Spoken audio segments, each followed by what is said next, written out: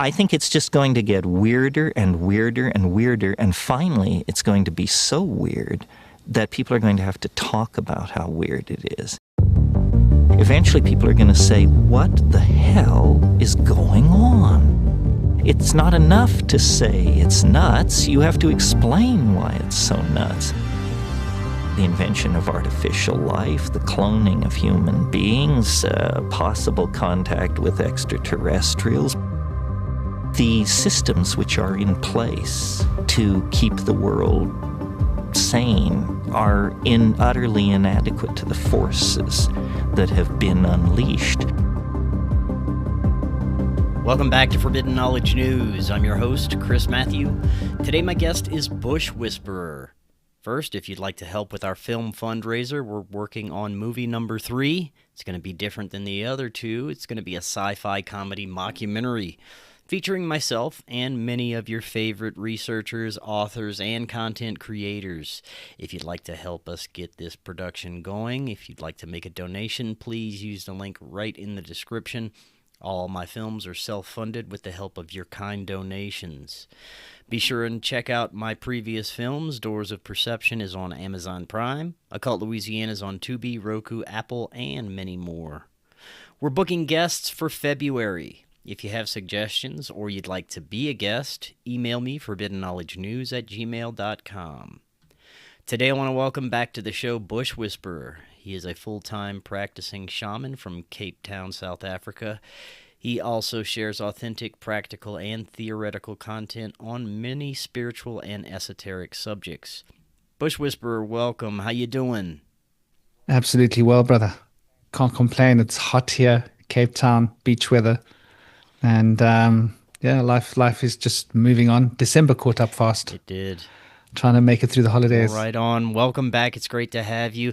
Last time you were on, you shared a bit about your journey, gave great insights about the nature of spiritual beings and your metaphysical experiences. Today, we're going to take a deep dive into the nature of time and dimensionality, and how we're manipulated as humans to participate in a false paradigm with warped perceptions of reality. This is a huge topic, and you've got some great talking points that you sent me. Before we get into this, though, remind the audience just a little bit about yourself and let them know how they can find out more. Thank you. It's an honor to be here, and thank you, dear brother Chris. I'm a local shaman here practicing in Cape Town. But I've been invested into the spiritual sciences and the occult sciences since I was a little child. And I don't know if you caught my last show with Chris. Chris is a wonderful guy to go on a show with. He just sort of milks you like a cow. Information just comes flowing. And I've got a lot of experience in spiritual practices, and I lived in probably a lot of my adult life in the Far East, and amalgamated Western traditions with Eastern traditions, and got drawn into the shamanic path into the jungles where I lived, and got to find a different taste for life.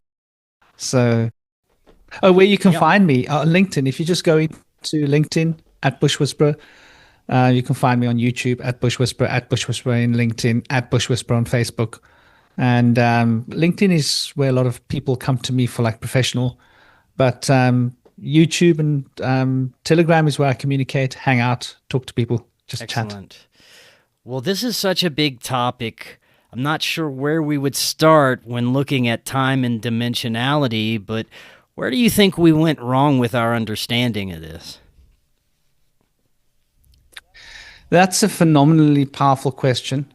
I don't even know how to really address that to start where we went wrong. I would say, like, if I were to try and get a handle on that, I would say that I would imagine that it has to do with this material money. Yeah. We started getting obsessed with material goods and material things and technology, and the more we got fixated on how easy and amazing we could make our lives and our toys, the more we started becoming attached to our work. Where I think before we subsisted, and in a subsistence lifestyle, One does what one has to in order to get what one needs, like animals in the wild. But then the greed monster started jumping on our backs. And I would say that's probably where we started to get fixated on this materialist perspective, where we started to move towards this idea of atheism, that we are just physical beings, starting to forget that we have a deeper multidimensional self. And the more we think about physical things, the more we attune to physicality, and we lose our grip with our ancestral lineage, with our inner spiritual connection with the guides, and lose the perspective of just how multidimensional space is and how time isn't what it seems. And also, I think it's got to do with goals. When we become goal orientated, it's really great for achieving things, for making things happen.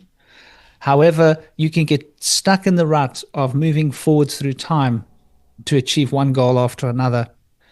And when we're doing that, we don't stop to take a look around just exactly where we are. Sort of like if you're running a race through a forest, right? You're not going to stop and look at the flowers, are you? You're going to miss all the beautiful scenery because your mission is to get to the timeline, to the finish line as quickly as you can and get the best time that you can.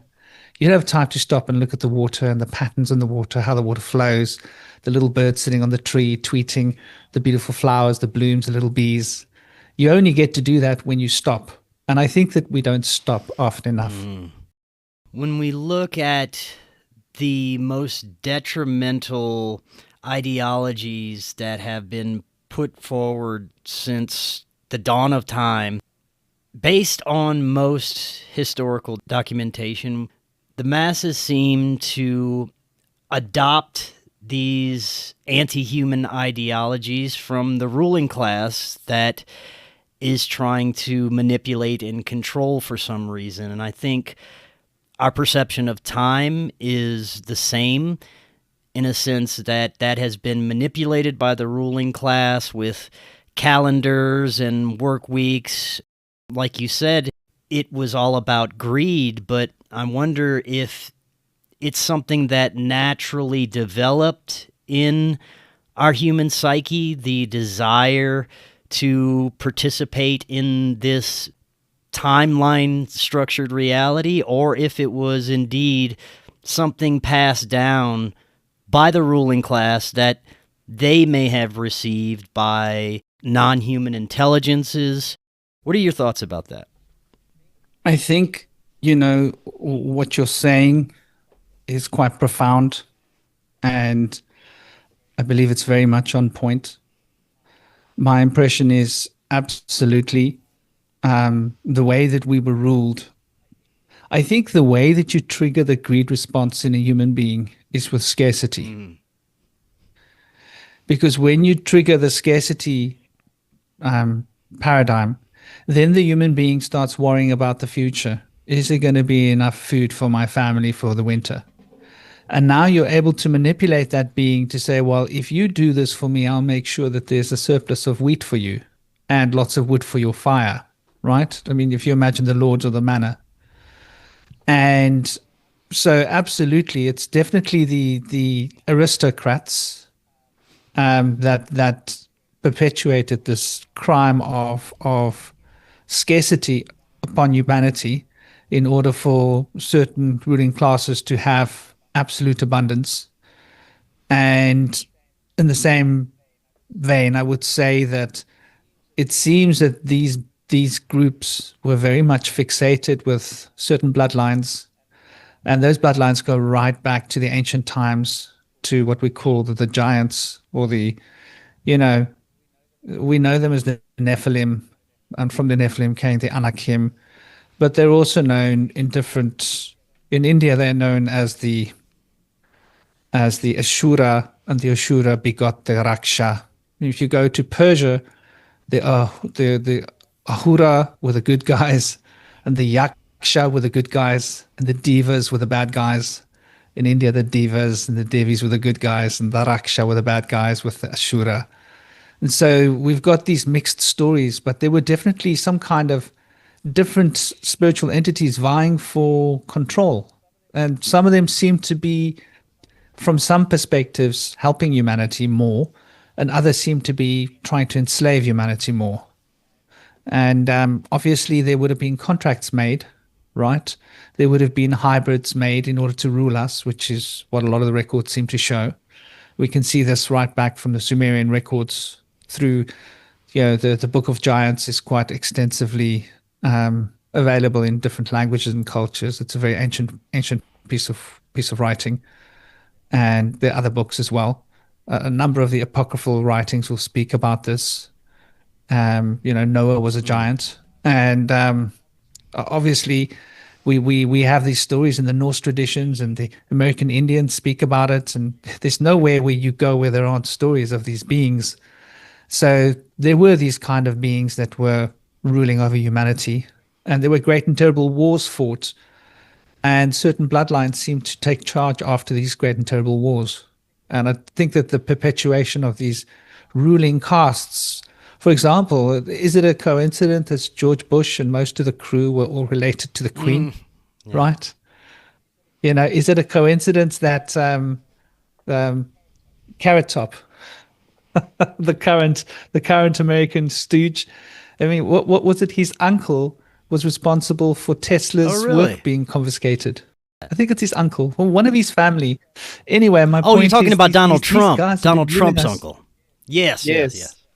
Yeah, Carrot Top. Gotcha. All right. Yeah. I try not to say too many names because that way, the algorithms don't try and flag us as a political show, because we're not really political, are we? Not at all. But yeah, so I mean, it's very easy to spot who's been ruling us and where that rulership comes from. And it's not new. And I think that there definitely are spiritual contracts with beings from what I would call the eighth sphere. That's how Steiner spoke of it. That's how Blavatsky spoke of it, from the Theosophical Society and from the Anthroposophical Societies, respectively. And, the Klipot rulership, as they would speak about in Western circles. And then you've got the Nagas and certain different kinds of spiritual entity populations that had interactions with humans between different yakshas, rakshas, and asuras. So you find this in every tradition, don't you? That there have been these entities in league with those that are in charge of us. Contracts were made. Based on your understanding of the different spiritual traditions and possible communication with non-human intelligences from our ancient past, do you think that at some point that kind of interaction and communication ceased to exist, especially amongst the general population? It did seem to be mainly reserved for the priest class and the ruling class, but based on many ancient stories, there were also many regular people that seem to be able to communicate with the divine or angels or different beings. In your perspective, do you think that there was some kind of event or massive change to where in our modern age that is seen as complete fiction and basically fairy tales? Absolutely. And the histories are repugnant with all of the evidence of it, right? Yeah. How far are you from Salem?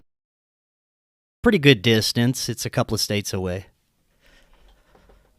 Well, I mean, that was like one of the hot spots in the USA for witch burnings. Yeah. Was it not? But I mean, they were not just there, they were all over the show. And I think like the originals, what became the Ku Klux Klan was actually looking for these kind of people's, original. Before that, there were these groups and secret societies that went around looking for people with gifts. And it's all across Europe. I mean, the Crusades happened. We can't deny that. And what was their major reason for this? Well, we can believe what we're being taught to believe by the histories, but I think it's more insidious than that, because a lot of the people that were forced to leave this world were the innocent, were those with gifts. Look at what the pharmaceutical industry did, right? After the witch hunts, and because most of the people that were put to the torch were medicine people. They were herbalists. They were practicing a kind of sacred spiritual medicine. And those were the first people to be condemned by the church, systematically removing everybody. And if you had a spiritual gift, that was it. You were done for. Not just you, your family, your family's lands. They would remove an entire bloodline. They would, and they were cruel and they were vicious. And so they forced people to either live in fear and forget about that. If you had a gift, you were either forced by your family to forget about it and not to develop it because you would put the family in danger, or you were caught. And I think that you do that for a generation or two and it sort of sticks, doesn't it? Yeah, I would imagine so. And with each generation, there is such a massive loss of information, especially if you look at our modern times. We seem to have miniature resets every decade, and then larger versions cyclically that tend to wipe out much of the known history that we have. So we really have no idea what our real history is. Even trying to look back 20, 30, 40 years is difficult. Going back to our ancient past seems almost impossible with the amount of information that's been lost. Absolutely. And, I discovered Tartaria. Funny little story. I was 12 and we had this. I wasn't looking for Tartaria. I didn't hear about it. I was studying the occult because I needed answers, right? I needed to explain, what on earth have I been, what's this life been all about? Why have I been having these crazy experiences? And the only place I could find anybody that seemed to know about this stuff was in occult texts and grimoires. I'd be like, okay, these guys are describing something that I know. Yeah. And so I had read about this Tartari place in some Tartarus. So I read about Tartarus in some Gnostic texts. I must have been about 12 years old. And I was like, okay, where is this place? We've got this very ancient set of antique encyclopedia. Yeah. It was the pride and joy of my mom's partner. And so I went to look in this old, and I wasn't supposed to look in this set because it was very, very old. It was from the 1800s or something. And, what was it, early 1800s? Anyway, it was a very old set. And I found this whole chapter on Tartari. And I was like, well, it's not Tartarus. And then I started paging through it, and I was like, okay, boring stuff, population structure, economy, maps, all that stuff. And I remember going to the school the next day and saying, well, why haven't we learnt about this place on the map, Tartary? And my school told me it didn't exist. That was my first sign of hold a moment. And I tried to explain to the teacher, no, I got this from an encyclopedia. And they said, no, you couldn't have. I said, yes, I did. We've got it at home. And they were like, well, bring it. Yeah. I said, I can't bring it. It's not mine. It's like more than a century old. It's an heirloom. Yeah. I'm not even allowed to touch it, let alone take it out of the house. Right. So it was very old, leather bound, all of that stuff. Wow. Was it leather bound or fabric or some kind of, I think it was leather. Anyway, my point is, I think that they've hidden a lot of our history from us. And there's a lot of evidence of the mud flood. Here where I live in Cape Town, the southern tip of Africa, if you go to the city, you go to Cape Town, you will find many of the buildings have a ground floor underground. And there are windows and doors. Right? And there's no historical account for how all these windows and doors are underground. Right? Yeah. That's a red flag, isn't it? It's so interesting. How do you not account for this? This is not just one building. This is a whole We have the same thing in the United States. All across the United States, you'll find these buildings that seem to be, for some reason, buried up to a certain point. But I want to go back to time and our understanding of time for a bit. You mentioned in your talking points some of the Eastern traditions. Do you think that we can get a little bit better understanding of the nature of time based off of some of the Eastern traditions, India, Vedic, Taoist. Is there anything that they have brought that could give us a better understanding? Yes, I'd love to be able to share a Sure. image. There it is. There it is. So I hope you can Yes. see it. Okay, we can see it. Now, how do I make myself become back there? Right. Right. So here we've got this. Let me look at it so that I can. Can you see my cursor on the Yes. image? Okay, you can. So here we have an idea of probably one of the most fundamental pieces of occult symbolism. And just for those that don't know, this is the Vedic enneagram. It is also how a Vedic astrological chart is drawn, right? The 9 astrological influences, and then they plot the chart over this 9 blocks. And yeah, we have a confluence of forces as it relates to this little structure that we're looking at here represents Saturn. This is the cube of Saturn, and this is the sigil of Saturn on the right-hand side here. And if you look at this Saturn sigil, you've got the 456 line, which represents the axis mundi, and we'll get into what the axis mundi is. The axis mundi is the world tree. It is the pole star. It is the totem, right? The totem pole that you dance around if you're doing a sacred dance. It is the middle pillar from the Western tradition. It is the Shashumna from India and Vedic practices and yogas. And it represents the central point of alignment between the expressive and the impressive. And here we've got, 7, 8, and 9. And here we've got 1, 2, and 3 that represents 2 sides. One to do with an expressive potential and an impressive. So we've got centrifuge and centripetal forces being represented here. And the centrifugal and the centripetal forces are bound in a pillar of harmony, which is ruled by the number 6, right? 4, 5, 6, 4 representing the root, the stability. 6 representing the harmony of Venus, of life, and of beauty.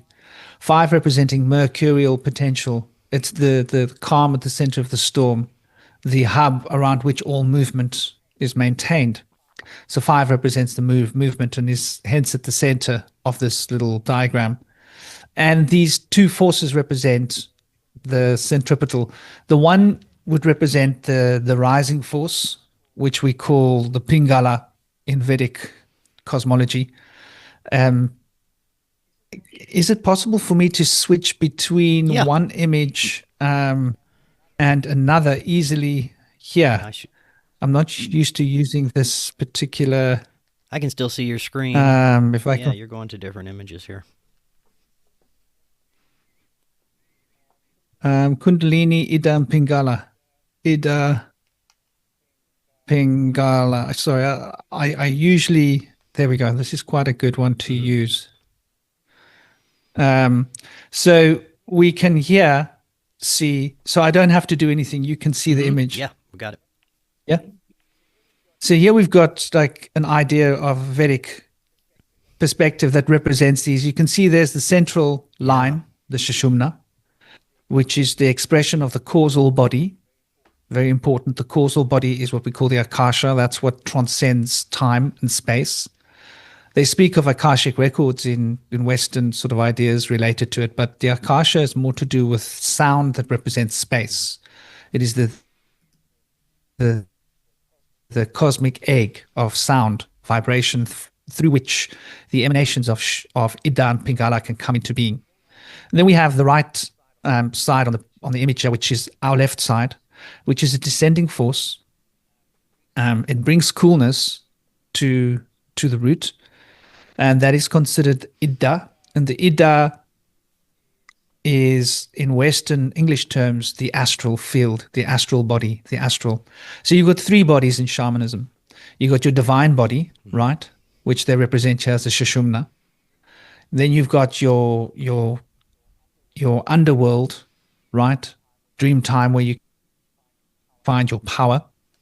And then you've got the middle world, which represents that forces of interaction between the divine and the underworld. This is where the magic as such happens.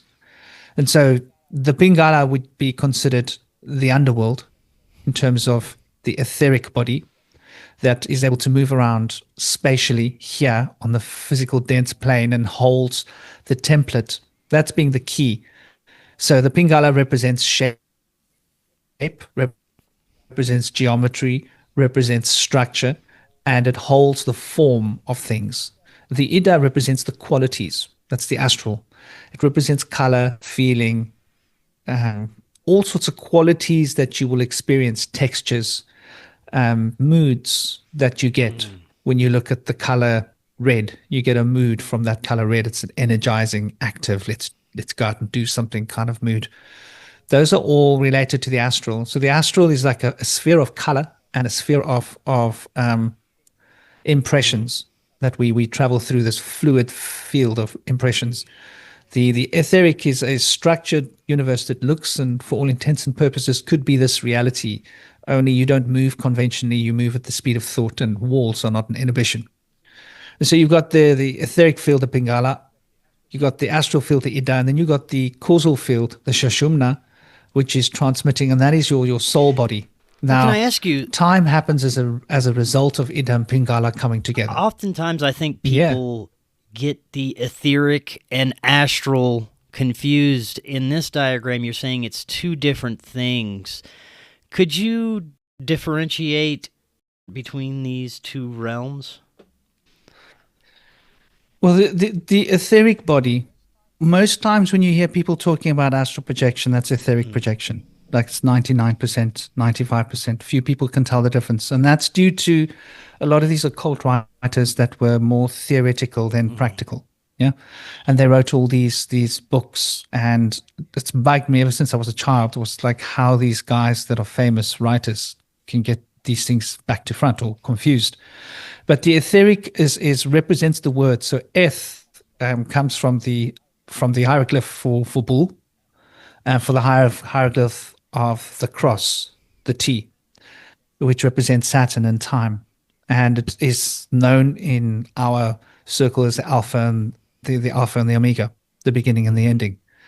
And that Alpha and Omega, beginning and ending, which is eth, which is ath, which is oth, which is where it is at. So English has developed the word at from this, which has got to do with coordinates and presenting this coordinates of geolocation. And that geolocation has got to do with the imagine geometry, the sacred geometry of crystals and of atoms and of energy patterns that are crystallizing in a particular pattern. So we're talking about the paternity. We're talking about pata, which is the Sanskrit for pati, which is father, and patre, which is, going from Greek lineages into Latin for father. And I mean, this is basically, German, you got father, and this is universal. And then you've got the mata, which is the feminine, and the feminine is a more chaotic principle. And so the astral then represents not having dimensionality in terms of a pattern. Okay. So the astral is extremely chaotic. It's just a fluid that you move through, and as you move through it, whatever you're feeling will imprint itself on this substance around you, and the substance will become like a dreamscape, but it will have no conventions in terms of up, down, forward, back, or any such notions. It will be completely abstract. And as it is completely abstract, it is not definable. And that comes from the root of the word fire. Ash. The word ash is from the same root, S. Even in Taoism, when you want to invoke the fire element in the Taoist alchemy, you would meditate on the sound of the hissing sound of serpents, of the salamander. And the hissing sound of this is the sound that fire makes when it's burning, right? And so that ash has got to do with the root of the word fire. And strahl means a ray. It's Germanic, right?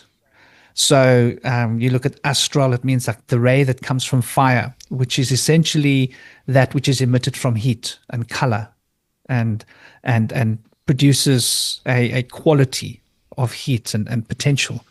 And then the eth, which is the beginning and the ending, is that which delineates A from B, produces differentiation. Like the floor is separating me from below, the air is separating me from above, the idea of left and right are separating me from two directional perspectives, and the idea of inside and outside.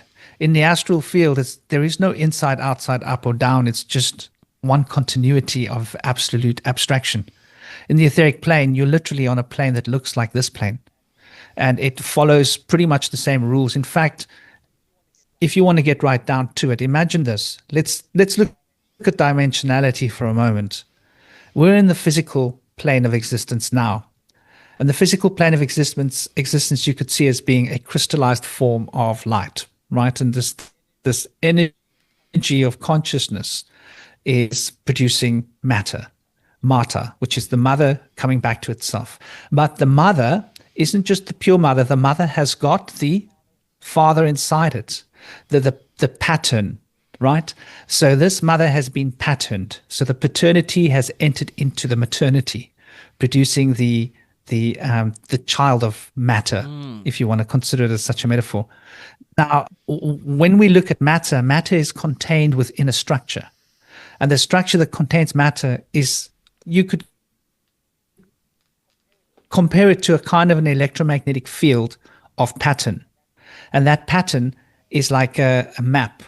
And everything inside this is mapped according to the pattern that's in. And that's the etheric field. And so the etheric field is a hyperdimension, and the matter is a small dimension within the etheric field. And so when you're in the ether, time slows down. There's a huge change of time. Now, the ether is a structure that is contained within an abstract field, which is hyperdimensionally more than the ether. And that is the astral, which are the qualities of heat and cold and light and color. And all these qualities are just mixing around. And they are based on an emotional state. So you have the astral, then within that you've got the etheric, and within that you've got the physical. And all of these are existing within a hyperdimensional field of what we call the causal field. And the causal field is really the totality of it. So its qualities, and it has split into its pattern. And the qualities have surrounded the pattern, and the pattern has then become condensed and crystallized, because the pattern gets filled with the potential of the qualities or the energy. So I get the sense that we've misconceived of this notion of reality, and this is all within this causal field, and the causal field having split the way it has. And this diagram in front of us shows that splitting rather well, right?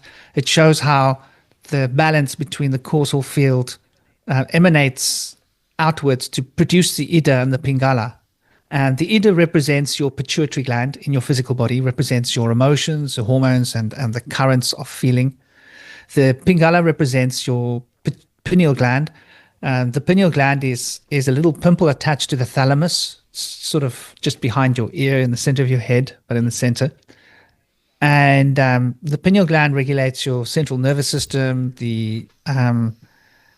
regulates your optic nerve, the amount of light that is being received, the way the senses are relaying information.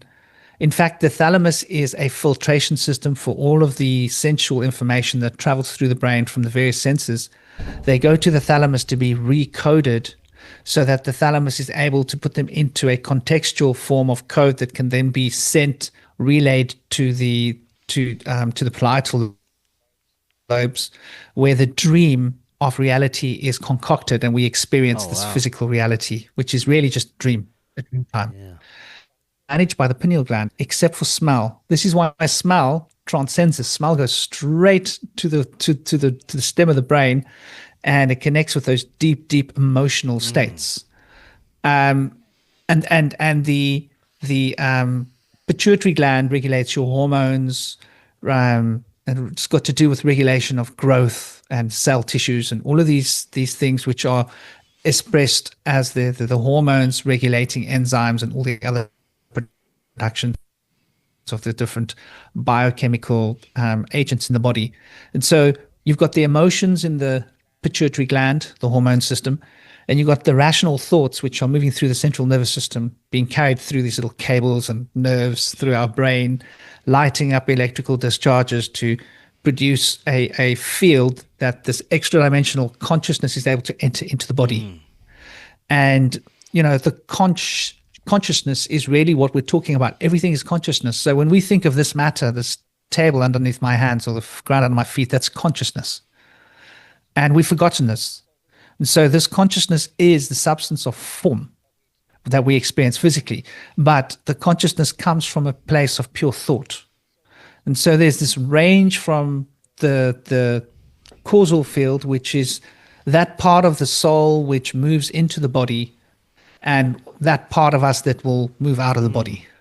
And when that causal soul moves out, it wears a etheric and an astral glove, which it will drop off here on the physical plane or on its subjective planes, closer to the physical. And the causal will move from time to time. But it's because the causal is that field of time, right? And that field of time is condensed into linear packages because of this polarization of Ida and Pingala. And so getting back to that other image, you can see now, I don't seem to be able to go back to my other image. How do I move this thing? That's a little bit tricky. There we go. Okay, there we go. Managed. So if you look at this image now, you can see that this is the same idea as what we've just looked at, right? But it's put into a geometric pattern. And this represents, obviously, the 8 points, yeah? And this is the 8 points of the octahedron. And so we are in a structure which is like an octahedron. And that octahedron structure within it contains a cube, right? And that cube is represented here, effectively. And so when we start to pay attention to that, we start noticing that this 4, 5, and 6 contracts into a central point, right? And the other 6 points basically rotate to form the vertices of the Merkaba or the cube in terms of the astral space or etheric space. The cube is the symbol for etheric, and the Merkaba, which is a tetrahedron, double-faced tetrahedron, one tetrahedron spinning clockwise, the other tetrahedron spinning anti-clockwise, and they're sort of rotating through each other like that. Yeah, hard to describe, but they're moving in different spins. And obviously you have this fiery essence pulling the energy and this cool essence pushing the energy, and they produce this centrifugal harmony and balance, and this represents the astral forces of quality. Then these become more crystallized, and they become the form of a cube, where you then have the 6 vertices on the outside representing the 6 directions, right? And this cube, which is what they praying to it maker, which is what the old Saturn cults used to worship. And just a word of Saturn. Saturn was one of the earlier deities that was worshipped, and Saturn used to have a scythe because Saturn was the reaper, but Saturn was reaping the corn. So when we're looking at depictions of the green man, we're looking at depictions of that which represents the abundance of nature to bring food, corn, and wealth to you. So in modern times, we associate Saturn with the number 8, with money. But in old times, we associated Saturn with green nature because nature was what you could have, right? You could have food in your barn. So there's an interesting perspective of how we've changed our perspective of what Saturn represents. But Saturn is the lord of time. And as the lord of time, Saturn represents rhythm. And the rhythm is like the fundamental structure that vibration follows, because vibration is bound by the law of rhythms. And the rhythm dictates this linear movement.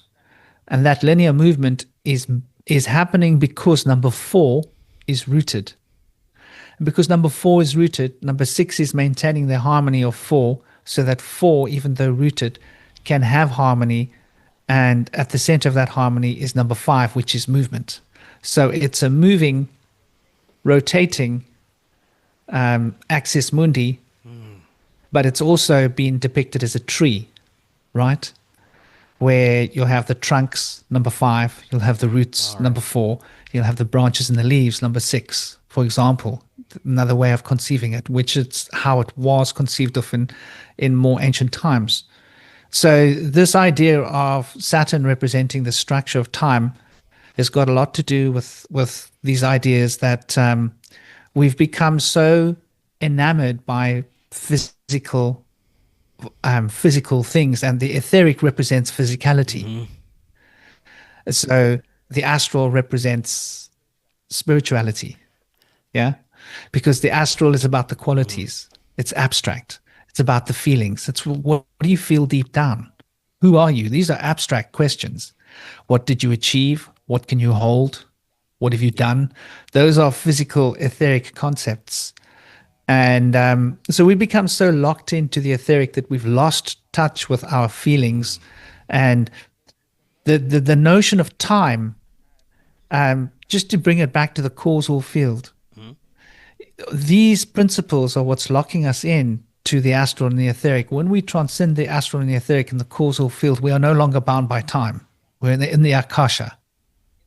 In the Akasha, we're in the womb of the world, the world womb, the egg, cosmic egg. And in that cosmic egg, we can experience past lives, future lives. Time is not binding us, because we think of time as being somewhere over there or in the past or the future, but all time is here. The only way to explain it is like this. Imagine like one point, that's one dimension. Then 2 parameters gives us space. There's one dimension, it's space, right? But in order to get from one dimension to 2 dimensions of space, you need almost infinite points on a flat plane, right? Now we've got this flat plane, 2 dimensions. How do we get to 3 dimensions? Well, we need to have almost infinite layers and stacks of these flat planes to produce the 3rd plane, right? The 3rd dimension. So you can see how the one point is stacked into almost infinite to make this the 2-dimensional plane, and the 2-dimensional planes are stacked into an almost infinite to create the 3-dimensional plane. And what the 3-dimensional plane is a lot of different 2-dimensional planes interacting with each other. Okay, so what's the 4th dimension? Well, the 4th dimension is when you have a whole lot of almost infinite 3-dimensional planes superimposed over each other. And those almost infinite number of 3-dimensional planes superimposed over each other, is each 3-dimensional plane is like a snapshot of reality.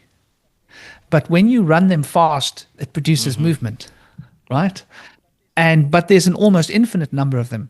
So on some sense, you've got to pick like image 582195 followed by image 212135, and they've got to sort of sync up. And from this reservoir of proverbial cosmic soup of all these different 3D potentials, we've got this 4th dimensional package of linear or a worm-like structure moving through images that follow a causal route of existence. However, when we go beyond that 4th dimension, so the 4th dimension you can think of as time. When you go beyond the 4th dimension of time, you've then got to imagine all these different timelines. Here, now we're talking about the multiverse, right? They're all the same kind of universe as this universe, but they're all slightly different. Now, next level of dimensionality, where you've got all these different multiverses all these different universes, like this universe, but all slightly different. And you're able to jump from one of these universes to another universe. And this is called transformation and change, and we're doing it all the time. And so we've got this almost infinite scale of these multiverses. And then what is beyond that, right? Because that's now the fifth dimension. What's the sixth dimension? Well, you need to have all these multiverses, but each multiverse is unique to the other multiverses. So in this multiverse, the laws of physics are different. In that multiverse, beings have got funny eyes. In that multiverse, beings are crystalline beings, right? And each multiverse contains within it an almost infinite series of universes, like when you consider the scale of this. And so all of these almost infinite multiverses are existing here at one point. And so we're able to travel between these multiverses, between the universes in the multiverses, through our consciousness, what it means to be fully multidimensional beings. And we could consider that as the sixth dimension, right? And so what is the seventh dimension? It starts to become obscure, right? For the brain to keep track of, like, what would that look like if you have the multiverse of multiverses? Yeah. And what do you even call that structure? And you would have to have an almost infinite number of those.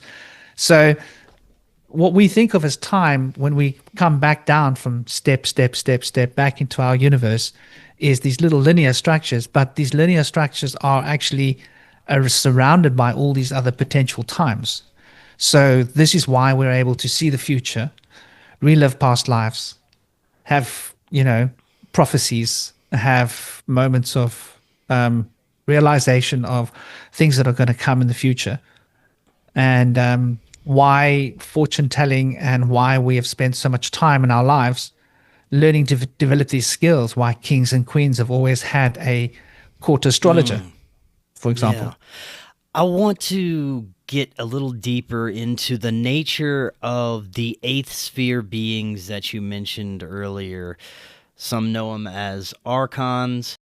First thing is, based on your understanding, do you think these beings are outside of what we understand as space and time and have the ability to affect reality outside of that?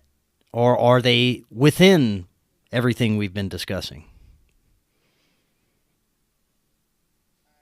Well, that's a really interesting question. My understanding of that is relative and limited, if I'm completely honest. But what I do know from my experiences is that these beings are there, they're real, and that eighth sphere isn't the place you really want to tangle with. It's not the only place where other beings exist, right? Just to be clear, there are beings that are in this sphere, that are a part of this sphere, which is like a chain of life. For example, like my arm, my body, it's a lot, right? I think of my body as just being my body, but my body is a series of different individuals. Each organ is a different being, and they're all interacting together. And they've learned to cooperate so much that they've become merged into one body. And each one of these beings, each organ's got its own emotion, its own consciousness, its own drive. And they have to subsist together in a state of harmony. But each being is part of a system. And that system causes interaction between other beings. And if we look at that system and that being, there are populations within that being of different tissues. And each little individual cell within that tissue is a being with its own consciousness. And that's like just accounting for like half of the cells in our body. The other half are microbes. And those microbes are foreign bodies that act as glue, and they act as part of our immune system, and they act as various different parts, digestion, enzyme production, various different microbial network that can keep everything together and keep the system flowing and service all of the other beings. It's like a service industry, if you will. You're going to have a lot of people. So within the universe of consciousness and energy, this exists in the same way as it does in our body. But there is an eighth sphere. And the eighth sphere is a unique thing. From my understanding of it is that from the text that I've come across, which the Book of Giants and various different texts, there was a great battle, and the battle was between these 200 beings that descended on Earth. The oldest route of them they call the Igigi. That's in the Sumerian texts, but they are called the Grigori by the Greeks. And the Grigori, there were 200 of them, and they came to Earth. And these Igigi or Grigori decided to take forms, and so now we hear about the Nephilim, right? And they wanted to live on physicality. They wanted to have lives here. So they had to have offspring. Because in order to have a footprint in linear time, you need to have generation, right? So that you can reincarnate, you need to have generations that follow you, right? Because you can't just incarnate here. There needs to be particular mathematical consistency. So you need to put your seed onto the earth, and that seed needs to prosper so that at some point in life you can pop up again as one of those seeds, right? Like a plant, a tree putting out seeds, and at some point that tree can grow out again on another seed far away, and it's basically the same tree, just about, almost the same information, but slightly evolved. And that's sort of like future lives and past lives. These beings wanted to propagate here, but they became corrupted by this space, by this earth. And in their corruption, they caused a lot of harm to humans. And there were wars. And then it says that they were cast down and a prison was created for them. In some accounts, they speak about Gabriel, Michael, Ariel, Raphael banding together, striking them down and sealing them in the ethers of the earth, giving them their own abode where they were trapped. In other accounts, we've got, we've got a number of them from the Arabic accounts, the accounts of the Persian and the Greeks, the Norse, these wars between the giants and the gods. So anyway, the story is that these beings were vanquished, and these beings were cast into a place where they would await judgment, that they would be trapped there. Now, Steiner speaks about the different epochs of man, that we've come through 4 different epochs. We're moving to the 5th epoch now, and that these beings come from a previous time of the moon matrix epoch and of the Saturn matrix epoch, and that these were different epochs altogether, and that the beings of that time passed away, but they were sort of being dragged along by the universe that's recreating itself, and that the universe will destroy itself and recreate itself from time to time is another concept. And this is the Vedic concept of the yugas. They got beautiful stories about how Shiva goes to sleep and the universe goes out of being and sleeps in the great cosmic oceans of the cosmic egg. And then Shiva comes popping out of Vishnu's belly button, and the universe dances back into being, and Brahma creates through Shiva's expressions, and bang, the universe is back into being. And that there are mathematical cycles that the universe will uncreate and recreate itself, sort of like it does a sonic boom of sorts. And some beings are left behind. So how these beings got to be there, I don't know, but I believe that the time stream reverses. So you get to a certain point in the cosmic arc of where we are, where we're moving now, and there's the Ida and there's the Pingala, right? So the Ida is moving one way and the Pingala is moving another way. At the moment, Pingala is dominant. So Pingala carries the forces of life and manifestation. But I believe that at some point there'll be an inversion, and when the universe pops out and pops back in, then the Ida will be dominant and the Pingala will be following.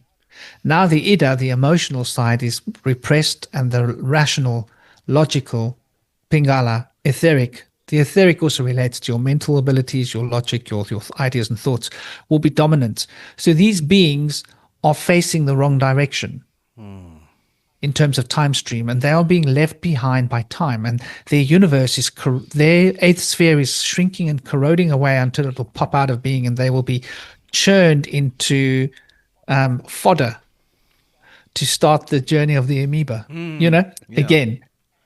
And they don't want that. So what they do is they are trying, according to, this is Steiner, this is Rudolf Steiner from the Anthroposophical, and he got a lot of his information from Madame Blavatsky, from the Theosophical Society, which got a lot of their information from the Rosicrucians as well. But this is in alignment with what we see in the Vedic law as well. It doesn't seem to contradict it. Is that at some point, these beings discovered that they could prey on humans, and that if they could align human beings to be with them, they could siphon off the life force, prana, soul energy of the human to turn it into currency that they can trade with in the eighth sphere. And that currency of trade is what they are able to maintain their sphere with. Wow. So that it's not disappearing out of time. So their very survival depends upon them being able to latch onto us. This is why they're vampiric beings and why they want to suck our energies and why they want to control us, because they want us all to turn their direction. Because we have this power to reorganize the whole of creation, humanity. This multidimensional expression is a part of our soul matrix. So when we all are one of one mind, the whole universe sympathetically aligns itself with us, because it's all just consciousness. And we are the top of the pyramid of consciousness coming into being here. We are the biggest effect of consciousness intelligence in the universe around this zone.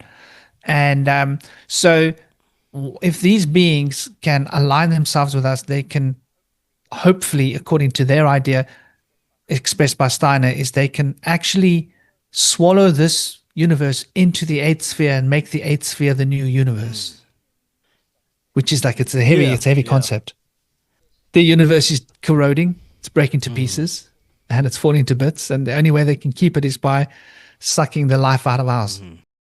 The overall direction that human evolution is going, it seems to be in part guided by these non-human forces passed down to the ruling class, as we were talking about earlier, in order to steer society in certain directions. And when we look at the technological age we're in now, the degradation of human morality and compassion and connection to nature and source, that would absolutely make sense that their influence is guiding us in a certain way. I don't want to talk about it too much, but I mean, they're trying to legalize watching children doing things that children shouldn't do if it's animated, right? Yeah. Before we close out, I'd like to get into solutions on how to navigate where we're at now. You mentioned meditation in your talking points. Before we do, I want to get your thoughts on the multi-dimensional, multiverse possibilities of this reality.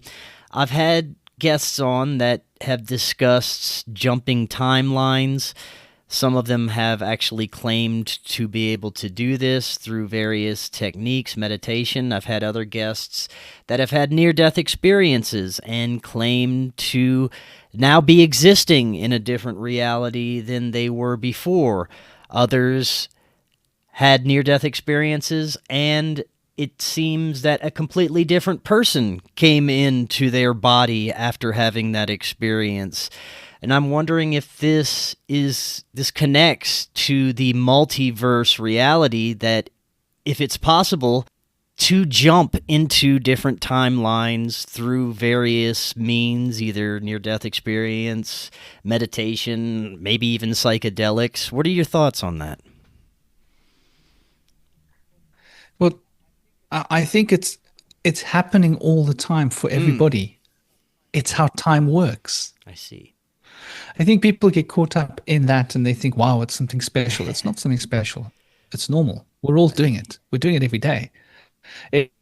Every time that we transform, we're shifting. Every time we shift our perspective on something, perfectly normal and natural. Yes. This is how subtle the structure is. So it's happening all the time. And yes, absolutely. I think it's just people's perspective are caught up on that hyperdimensional zone, and they're thinking that that's special, but it's really like coming right down to the roots of the tree. Like as a gardener will tell you, focus on the roots of the tree, focus on the roots of the plant, keep the root zone healthy, and the rest of the plant will prosper.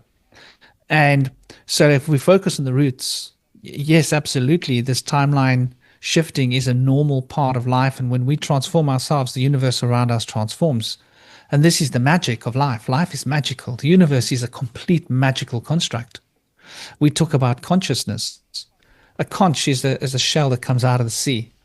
And the conch is blown in ancient India to call the hierarchies of the angelic hosts and the spiritual beings to come to spiritual war, right? To come to aid. And Zeus is Jupiter. But in Vedic tradition, we talk Pati, you see? So we've got this, and then we've got Zeus, and then we've got Jupiter, and we've got Pita, which is the Sky Father. It's one of the earliest deities worshipped in India. And so this is relating to that which is transcendent, like consciousness, that from whence consciousness comes, the father of consciousness, thine father that Emmanuel was talking about, to step away from the church's transformation of the message, right? Because there was a good message. Unfortunately, the priests got hold of it. They do that. But so consciousness is the substance of everything. So if everything's made out of consciousness, then when we change our consciousness, everything else is changing. And that this is a rule of manifestation. Manifestation is changing universes. It's just a different way of presenting the information. It's the same reality. If you're manifesting something, you're drawing a different universe towards yourself. Now, how to do this? That's the real point, and that's where this beautiful image comes into play here. When we're looking at this Saturn cube, right? That central pivot, the 4, the 5, and the 6, is what brings us into alignment. That's your central column. And so we're talking about harmony. We're talking about balance. We're talking about harmony. We're talking about striving towards generating a harmonious state of being, a harmonious way of connecting with other people in as much as we can. And sometimes that involves being direct with people, right? If people are full of crap, you're going to say, look, you made you full of crap, back off. It's not about just being excessively tolerant all the time. Like, we should not be tolerant of people that mess with children. I'm a father. You see how intolerant I can be. You know what I mean? I think we need to have boundaries. Yeah. We need to keep it real in the world, but at the same time, we need to keep it real. Balance and find our own balance and find our tribe, and become close to the people that we relate to, and that love, care is the structure of being, right? So that's what brings new children into life. When a man and a woman, they love each other, and if a man and woman are in love, it's so much easier for them to have babies. Don't know if you noticed that. Like, you really need contraception badly if you don't want kids. Yeah.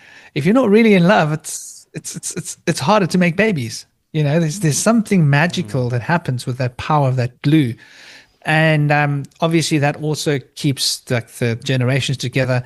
Our parents, our grandparents keep the cultural glue of our past, and this is something that we've forgotten.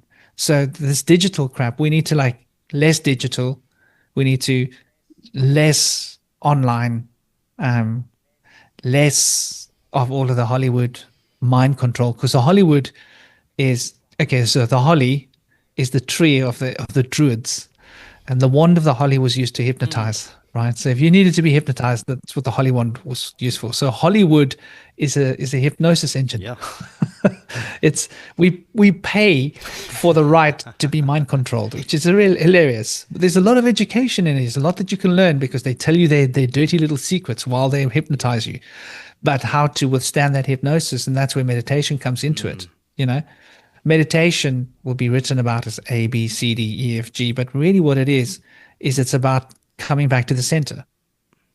And it's about your thoughts, your emotions, allowing them to subside, and bringing the breath back to the central pivot so that you can get to that point where you are just here experiencing reality without trying to change or imprint your thoughts or your feelings onto it. And that's a shift of awareness that gives you the power to recognize what reality is and how you can influence it. So meditation gives you that power if you practice it, because you become aware. And listen to the word aware. I wear this body, but where do I aware this body, right? This is about awareness, space. If you understand your space, you can control it, right? If you know what the perimeters of your land is, you can build a wall around your land, you can build a house, you can control your space. In the same way that you can control your space to keep the bugs out and the snakes out and the spiders out and safe environment for your kids and keep it clean, you can do that with your consciousness. Similar idea. So meditation is that way of bringing back the mind from the madness that we're inducing into our minds. And we are inducing madness through the media, madness through the way that we live. We're being driven into this financial war with ourselves, where we're constantly having to run and jump through hoops to get money, to make ends meet, or to actualize our dreams. And the more we get, the more we seem to need, the more we seem to want. It's an endless spiral. So meditation gives us time to step out of that and just look within ourselves and go, what do I need? Last few minutes, you mentioned in your talking points shadow work. A lot of people may have a limited understanding of what this is. Some people may have a lot of fear associated with facing their shadow.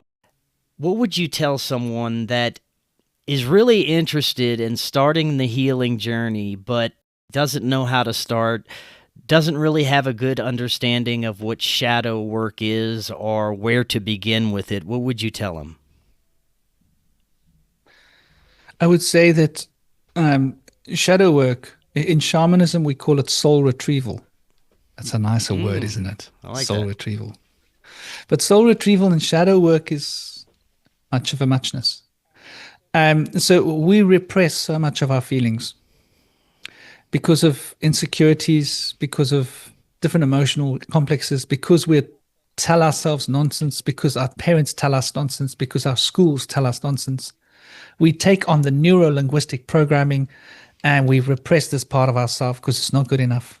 We repress that part of ourselves. We try and become that thing that we're not really in order to impress parents, teachers, friends, whatever. And so we sculpt ourselves into becoming this thing that we're not. And this thing that we're not produces all the suffering, all the sadness, and all the harm that we do not want to perpetuate on others. We do it. If we're having a bad day and we snap at someone, that's our shadows. So what is shadow work? Shadow work is just going into our unconscious and processing those emotions that we've repressed, processing those thoughts about ourselves that are harmful, those thoughts about others that are harmful, processing all of that information so that we can sieve it out. It's like, think of it as water. You know, you want to sieve the water. You want to get out the bits out of the water. You want to filter the water of consciousness. And the water of consciousness has become dirty because we have allowed all of our nonsense to go to the bottom of the well. So now we're going to the bottom of the well and we clean out the well and we just take out the bits. We just look at them, acknowledge them, process them. Shadow work can be dangerous in as much as it can leave one very overwhelmed with emotion, which is why it's got to be done in a careful and intelligent way. You know, you don't, I want to get strong. I'm going to pick up as much weight as I can and do as much weightlifting as I can for 3 days. You just do it slowly. You build the muscle bit by bit, get stronger, get fitter, and by you'll be able to pick up those heavy weights. And shadow work's the same. Starting small. I always suggest like using nature, using the sun. Sun gazing is probably one of the most powerful tools that there is for stimulating the positive hormones, because of the way that the pineal gland is stimulated and the way that the pineal gland affects the pituitary gland when the sun is touching your eyes. Obviously only in the mornings, like when it's sunrise, because it can be harmful. You can't stare at the sun during the day. But this stimulates melatonin, serotonin, dopamine, and all these wonderful good stuff in our brains so that we can get into a natural high.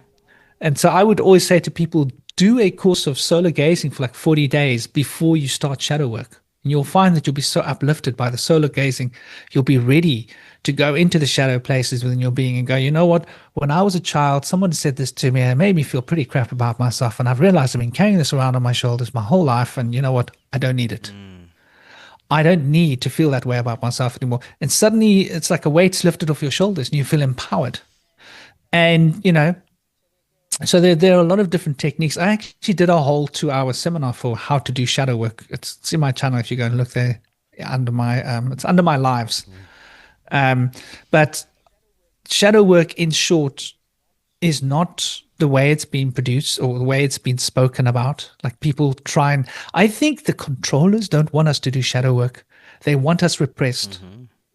Because a repressed individual can be easily manipulated through advertising and Hollywood mind control and food poisoning. Gosh, there's another element of it, like what you eat. You want to clean your brain out as well, because the brain is like it's stuck in patterns. You want to clean the crap out of the brain so that the brain can make new neural pathways. And those new neural pathways will open up aspects of our repressed unconscious that will reveal things about us that bring us to a better state of wholeness and well-being. 100%. That is great information for the people. Is there anything that we didn't cover? Any final thoughts that you'd like to leave the audience with today? Yeah, with regards to the shadow work and the spiritual tradition, there is the most powerful little exercise that you can do. And it is praised by the Rosicrucians, the Vedics. It's praised by, the anthroposophists, the theosophists, just about every mystery school. And it's so simple. It's called the daily recollection. And what it is it's a memory exercise. Just before you go to sleep, you just start off with 5 minutes, 10 minutes, and you can increase it to be 20 minutes and 25 minutes. It's a kind of a meditation, but it's not a meditation. It's you sit down, or you can lie down, but I would recommend sitting down and being really comfortable and just in that point, see where you're sitting down and move backwards in your day from the point up until you sat down, and just move backwards through your day, observing especially how you felt and things that happened and how you internally were affected by your day. And just move back from that till the point that you woke up in the morning. You don't change anything. You don't have to recognize anything. You don't have to realize anything. You don't have to write anything. There's nothing to do. It's just a simple exercise of just observation.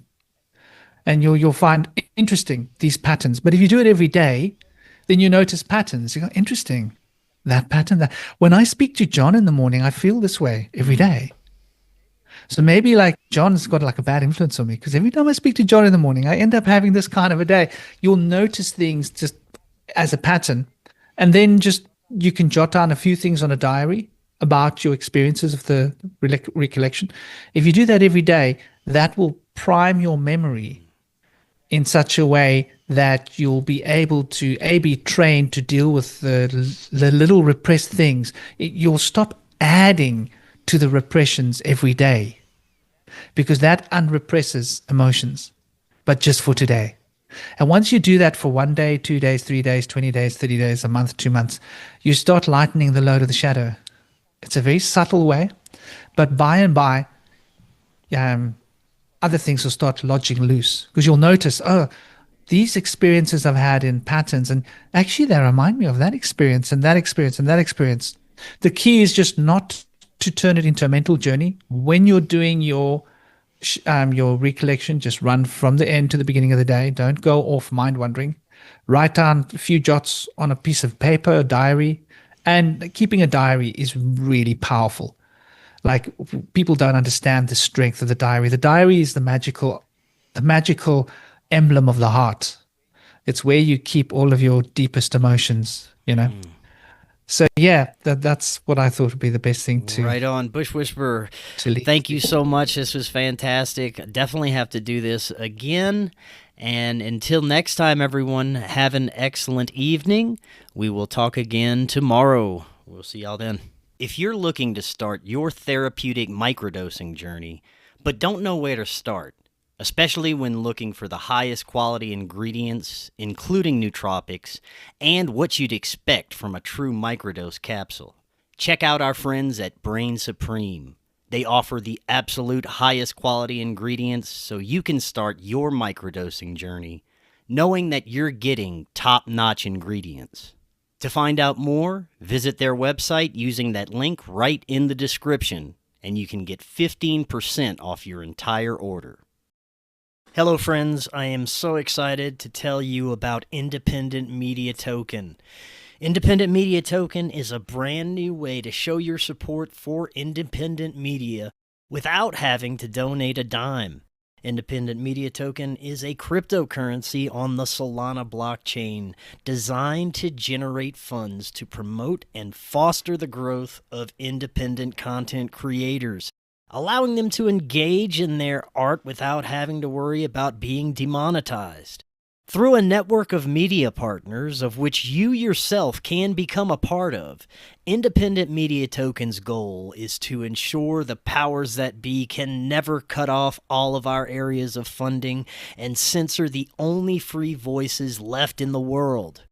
Join the movement today. You can pick up Independent Media Token using Phantom Wallet or the Solana wallet of your choice, where you can easily swap your Solana for IMT. Grab some IMT today and remember to always know your team. To learn more, visit independentmediatoken.com or use the link right in the description. Are you and your family prepared for an emergency? Maybe the fake alien invasion? Now is the time to prepare yourself and your family for any event. Check out Prep Starts Now. Their mission is to provide high-quality preparedness products that empower individuals and families to be ready for any situation. They're committed to delivering reliable, trusted gear to ensure your safety, security, and peace of mind in times of need.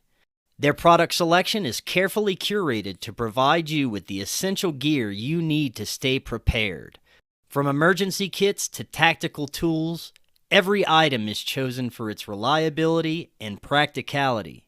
Prep Starts Now understands the importance of family, and their goal is to equip you with everything you need to build a solid plan for your family's preparedness. In today's ever-changing world, being prepared is more important than ever, and Prep Starts Now is here to help you and your family stay ready with quality products and practical guidance.